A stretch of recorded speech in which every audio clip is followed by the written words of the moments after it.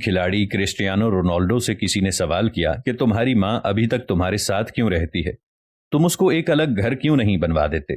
اس نے جواب دیا، میری ماں نے میری اچھی زندگی کے لیے اپنی زندگی کی خواہشوں کو قربان کر دیا۔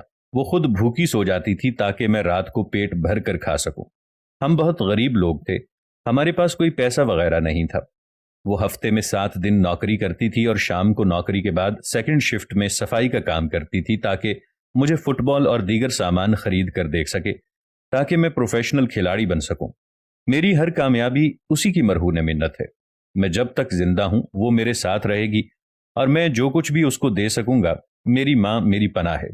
میری ماں قدرت کا بہترین تحفہ ہے۔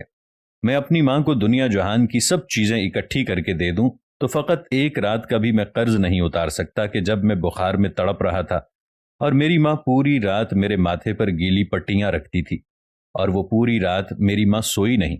میں نے اس وقت دیکھا کہ ماں دوسری طرف منہ کر کے دعا مانگ رہی تھی اور مجھ سے آنسو چھپا بھی رہی تھی۔ میں اس ایک رات کا قرض اپنی ماں کا پورا نہیں کر سکتا۔ تم کیا کہتے ہو کہ میری ماں کیوں رہتی ہے